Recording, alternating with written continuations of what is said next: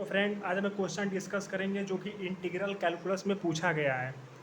और हमारा एक क्वेश्चन ये है कि let c is greater than 0 be such that 0 to s e to the power s square into ds is equal to 3, then the value of 0 to c integration x to c into e to the power x square plus y square dy into dx equals किसके equal होगा।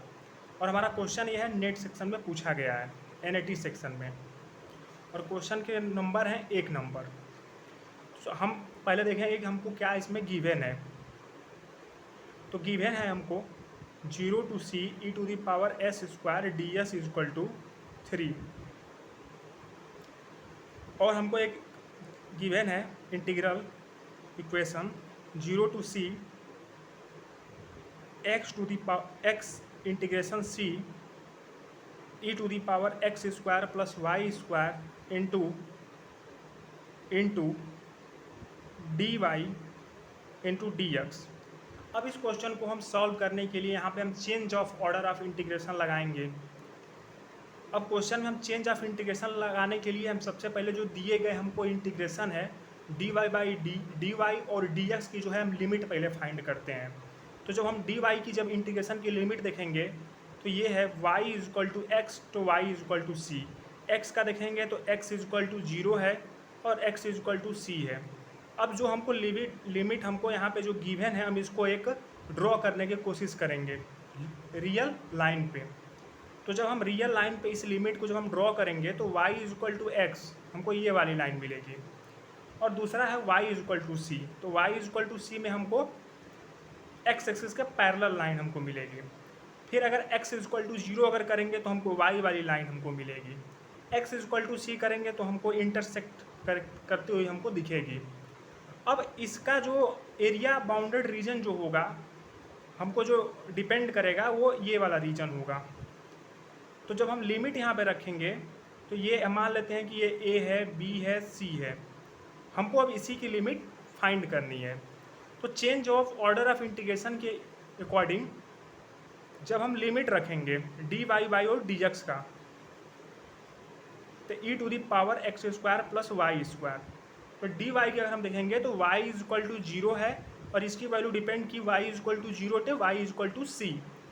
तो y is equal to 0 से y is equal to c. फिर x की जो value depend की है x is equal to 0 to x is equal to c. x की वैल्यू जो है x is equal to 0 to x is equal to c dy into dx। और जो हमारा यहाँ पे गिवन हमको जो रीजन हमको मिला है ये एक ट्राइंगल का रीजन है और ट्राइंगल का भी है और रेक्टेंगल भी है। पूरा अगर हम देखें तो एक रेक्टेंगल बन रहा है। तो रेक्टेंगल के हमने आधे पोर्शन का एरिया निकालना है, इसलिए जो हमारा एरिया आधी हो जाएगी तो 1/2 0 to c 1/2 0 to c into 0 to c e to the power x square plus y square into d y into d x.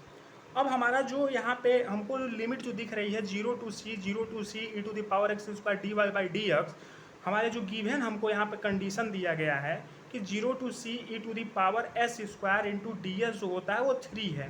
तो ये एक थ्योरम है, तो इसलिए यहाँ पे लिखेंगे हम बाई थ्योरम। जो हमारा यहाँ पे e to the power x square plus y square है ये लिमिट जो है बट जाएगी। तो बटेगी तो जो हमारी वैल्यू होगी 1/2 0 to c e to the power x square d x into 0 to c e to the power y square into d y. अब ये जो लिमिट है ये कुछ इस टाइप की है 0 to e to the power x square into d x, तो इसकी भी वैल्यू 3 होगी। 0 to c e to the power y square into d y, यहाँ भी वैल्यू 3 होगी। बस ये वैल्यू ले जाके हम इस इंटीग्रेशन में पुट कर देंगे। तो 1/2 इंटू 3 इंटू 1/3, तो 3 हमारा 9 हो गया बटा के 2, यानी इसको हम कैंसिल करेंगे तो जो है हमारा आंसर आएगा 4.5। इसलिए इसका जो आंसर होगा 4.5। तब तक के लिए थैंक्स।